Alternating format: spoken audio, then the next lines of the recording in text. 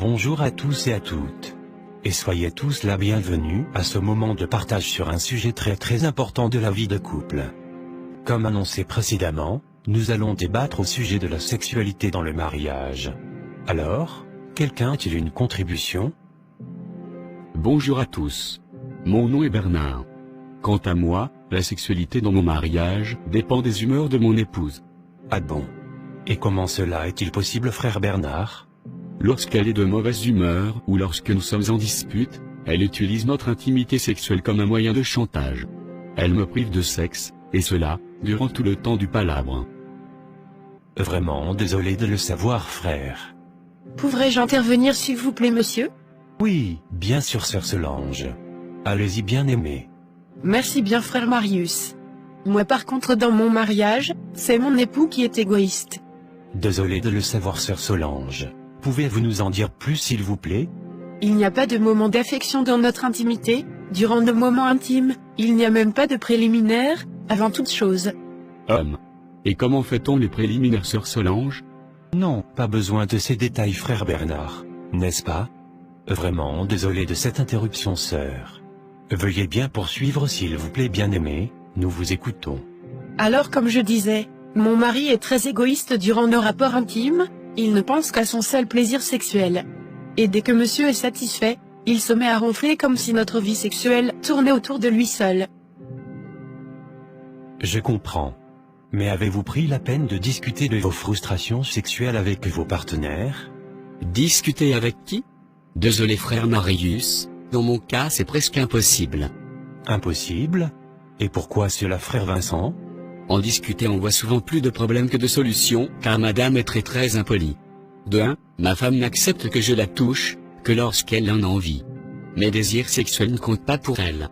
De 2, lorsque je lui propose gentiment d'essayer certaines pratiques sexuelles, pourtant nobles, durant nos rapports, elle s'énerve, me disant qu'elle n'est pas ma prostituée, ou que c'est moi qui suis un gros pervers. Et? Conséquence. Je suis obligé de me réfugier dans la masturbation, dans la pornographie. Et encore plus grave, je me cache pour aller visiter les maisons des prostituées. Afin de réaliser les plaisirs sexuels, que ma propre femme refuse de me procurer. J'apprécie vraiment ton courage et ta sincérité, frère Vincent. Merci de t'ouvrir à nous. Je pense sincèrement, Vincent, que ton épouse réagit de la sorte sûrement par méconnaissance des Saintes Écritures. Car nul n'a le droit de priver son époux ou son épouse de sexe, sauf d'un commun accord, afin de vaquer à la prière. Et là encore les Saintes Écritures précisent bien, sauf d'un commun accord. Ce qui revient à dire que même si l'un n'est pas sexuellement prêt pour la pause sexuelle, l'autre doit faire des compromissions afin de satisfaire son mari ou sa femme sexuellement.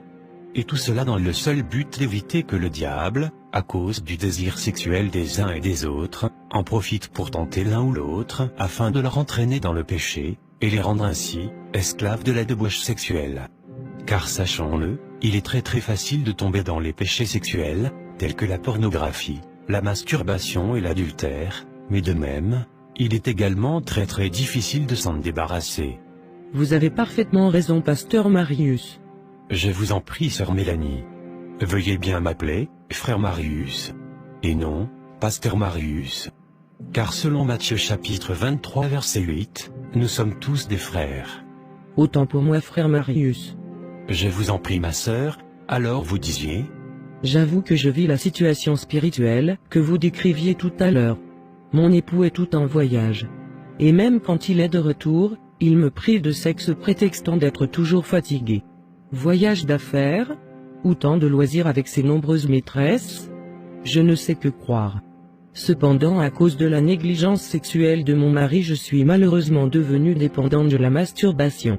De sorte que je couche sans le vouloir avec des esprits inconnus qui ont des rapports intimes avec moi dans mon sommeil, et les sensations étaient comme si cela était réel.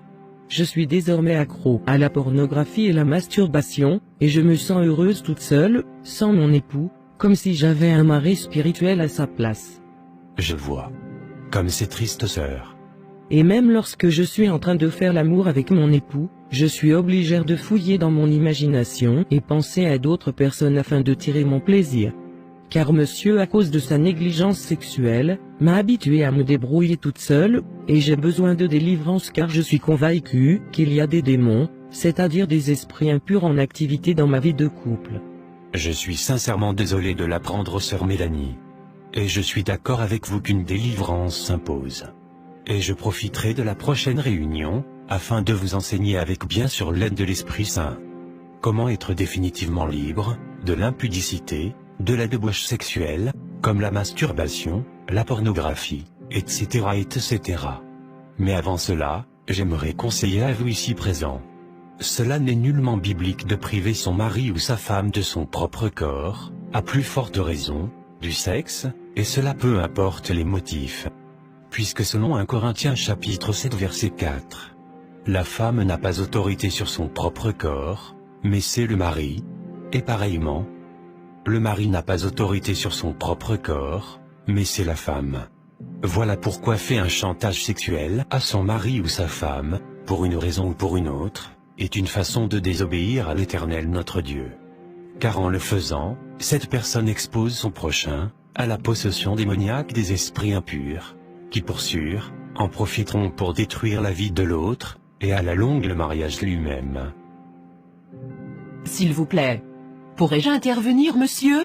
Oui, bien sûr, sœur Rebecca, nous vous écoutons. Je compatis avec le frère Vincent et les autres. Cependant, les hommes ne sont pas les seuls à se réfugier dans la pornographie et la masturbation à cause des frustrations sexuelles dans leur couple. Personnellement, je vis une situation pareille dans mon mariage. Ah bon? Pourriez-vous nous aider à comprendre s'il vous plaît? Bien sûr. Quand on parle de sexe, mon chéri me répond toujours. La Bible dit ceci, Dieu dit cela. Il se joue les seins et me prend pour la vulgaire, alors qu'il est le premier à regarder les fesses des filles dehors, lorsque nous faisons des balades. Comme c'est triste, sœur Rebecca. Ce n'est pas tout, frère. D'accord. Vous avez la parole. Je suis même prudente de lui suggérer certaines idées afin d'éviter la routine dans nos rapports intimes. De peur qu'il me traite de pute. Waouh! Jusqu'à ce point? Cela ne devrait pas être ainsi.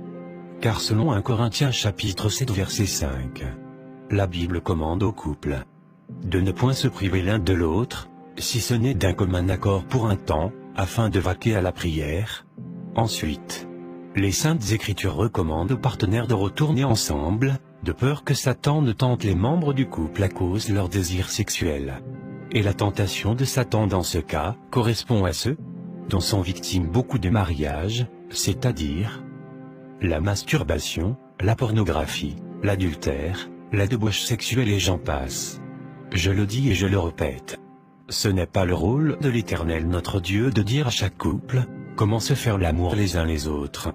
Chaque couple est libre de vivre leur sexualité comme cela leur procure du plaisir personnel, pourvu que notre conscience ne nous condamne pas selon le discernement de l'Esprit Saint de notre Seigneur Jésus-Christ en nous. Le sexe est malheureusement devenu un sujet tabou dans l'Église, et même dans certains mariages. Et cela est dommage, car le sexe est une grande bénédiction que l'Éternel notre Dieu ait donnée à l'humanité afin de se reproduire, tout en se faisant plaisir les uns les autres, bien entendu dans les liens du mariage. Est-ce qu'il y a des questions?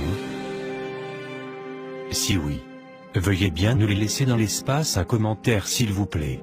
Merci. Nous sommes malheureusement à la fin de cette rencontre, car c'est tout dont nous avions le temps pour aujourd'hui. Cependant restez tous à l'écoute pour la prochaine réunion, qui donnera des résolutions aux problèmes d'intimité sexuelle dans les couples. Et comment être définitivement délivré de l'impudicité telle que la débauche sexuelle, la masturbation, la pornographie, l'adultère, les rapports sexuels durant le sommeil, etc. etc. À présent, j'aimerais tous vous inviter à baisser nos têtes dans la prière, afin de confier nos mariages entre les mains puissantes de l'Esprit Saint de notre Seigneur Jésus-Christ. Amen.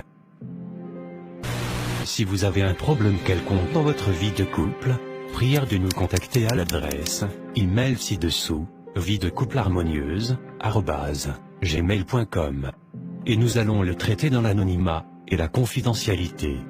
Que l'Esprit Saint de notre Seigneur Jésus-Christ bénisse tous les mariages. Amen.